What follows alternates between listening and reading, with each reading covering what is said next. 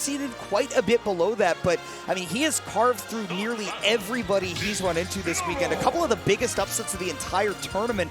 Now he's one set away from making it into top 8 on his home turf. Yeah, and Skyjay, like you said, two revenges and on a lone whip, you will be taking 60%. So that aggressive approach is something that Niko is definitely going to have to watch as he plays Skyjay in this loser's top 8 qualifier. Well, we're starting it off on PS2, which if I know Niko, if he has anything to say about it, the entire set will be on PS2. Not just for the matchup, but because he's the kind of guy who will stay here for the whole set. Definitely, and some escape tactics is something I'm definitely going to need now. Something that's very liberal is the very linear recoveries that Niko has. So it could be dangerous for them off stage. But if Skyjay keeps up this aggressive approach, it might not look good for Niko. I'm amazed that Skyjay, even just through these first 30 seconds, has managed to just create so many boxing scenarios where Cloud's not going to be comfortable. And if he's able to lock onto that timing of the back air from Niko, this entire set is going to be decided before it even starts, because that is the biggest tool Niko has, and he has not been on his P's and Q's off stage so far. Skyjay has just cracked him over the head every time. Skyjay is making Niko, unfortunately, pay rent in every corner. Literally, like, as Skyjay gets on the right side of the stage, you see him sitting at platform length with back airs, kind of daring him to a low and whip and cutting his recoveries off like that, where a place where Skyjay cannot reach is where Niko is going to find his strength in the set. Oh, boy. Ooh, but that initial revenge lasts so long. You know he's going to take some damage. Nice, I'd like the use of the limit blade beam to take some stage control, but getting a little bit too aggressive afterwards. Skyjay's got some revenge, and he turns it into an electrifying stock. He sanitized Niko on that last one. Got him with the thumb hitbox, ladies and gentlemen, of that up smash. So he reached full behind his head to hit him with the ratatouille. Yeah. Like, I have killed 3 men with one thumb. With this thumb. Then you see him fly out of the restaurant. Nah, well, we even got some of production over here just popping off with production, having a good time watching the set as well. So Niko versus Skyjay. Niko has to find a way to get Skyjay in disadvantage, but the fact is that Skyjay just has the wherewithal, like, okay, I'm just going to revenge here.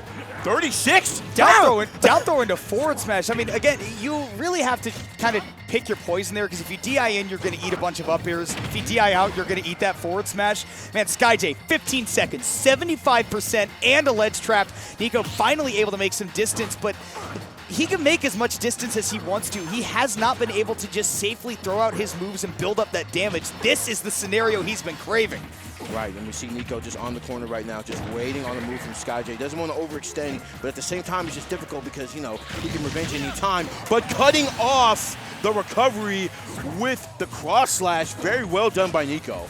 Quite literally cutting him off. He actually just chopped through him with that side B and getting the lead with the limit cross slash, and this is exactly where Niko needs to be. Right now, the onus is on Skyjay to make something happen, and it's not all about Niko trying to mix up his time and get in. Now, Skyjay has to make some work be done, but the dash attack, plenty, that's all he needs. He's going to catch that flying knee to the face. There's so many options that Incineroar can do with revenge. It's just like all this causes just massive hit stun and then the knockback after. Not to mention just basically damage. So basically a move that does everything, and the reversal neutral special coming out from Skyjay. And this is one of these situations, and this is going to hurt. 68%. Yeah. Leave me alone.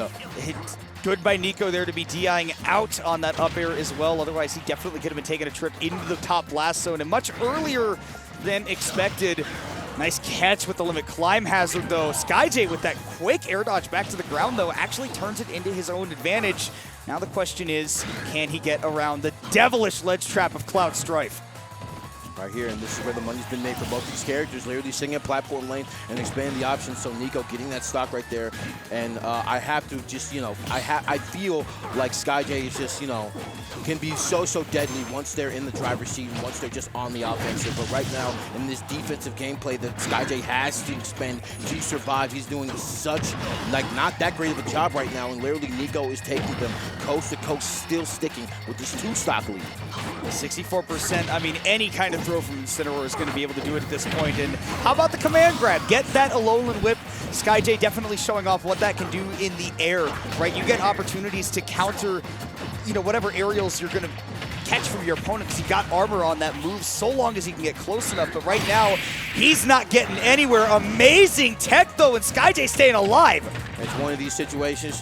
You see Skyjay gets hit by these, but Niko kind of just silencing the momentum right there, taking it one game, and now it's a 1-1 apiece in this, what is sure to be an explosive set for the rest of the games that we have left. Yeah, after that game one, you say, okay, yeah, Skyjay does that sometimes, but now Niko, having played that game one, you kind of get the nerves out of your system. It's very scary to be facing down an Incineroar. You know what this guy can do off of one hit, but if you just revise that mindset, you can stay focused and remember, this is a party game, right? This is Super Smash Brothers, and that is just a character on a screen. It's not like I'm playing Yu-Gi-Oh! And I'm going to be sent to the Shadow Realm, right? I can play the game and I can fight and stick to the game plan that I want to do, and Niko did an excellent job of that in that game, too.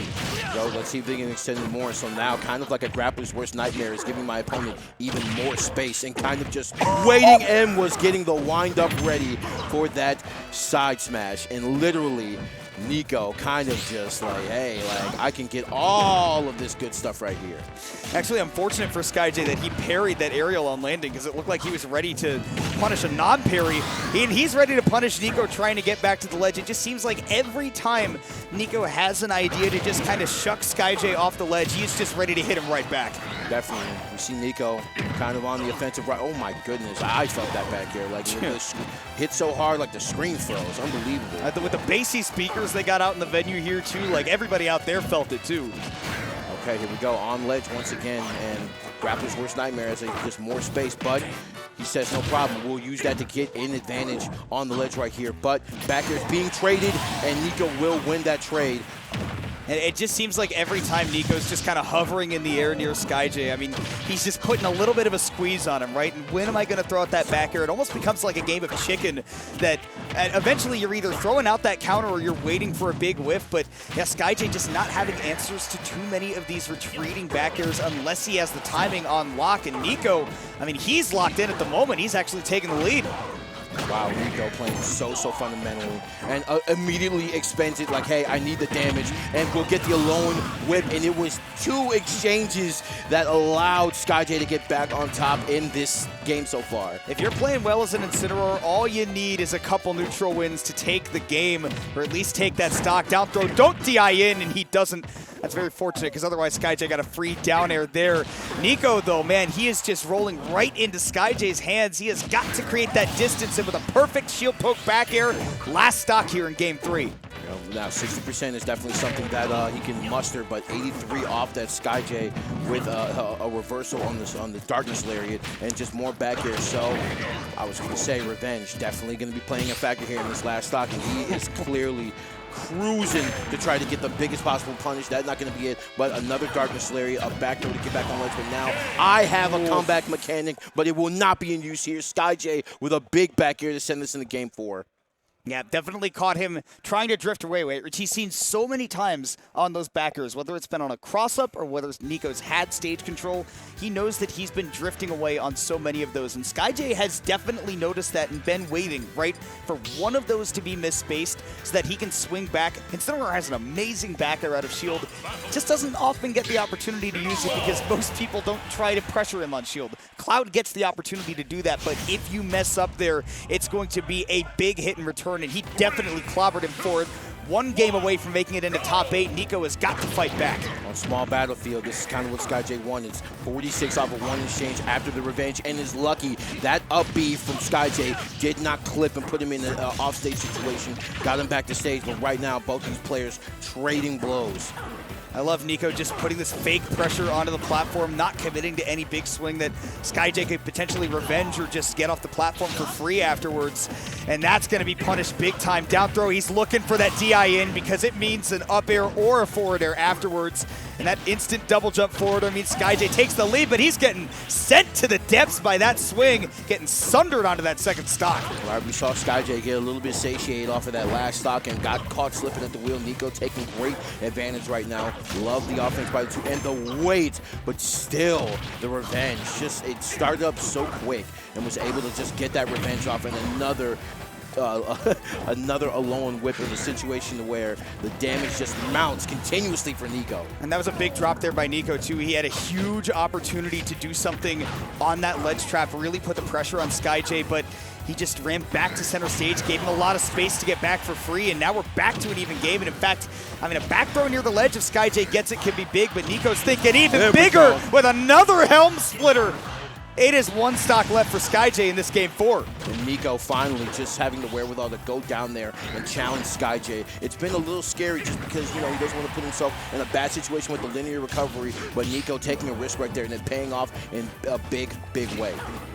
Back here to put him right back into the corner, waiting for the roll. God. 3 forward airs to send Skyjay to the bottom, and that Incineroar has been rent asunder by Houston's finest. We go to a game 5 once again. Niko is dangerously close to making their top 8 for a major in the state of Texas. This will be a big challenge because Skyjay, if there's any situation, game 5 situation, to where Skyjay has literally just let it all hang out and to make top 8, you better believe he's going to do it here.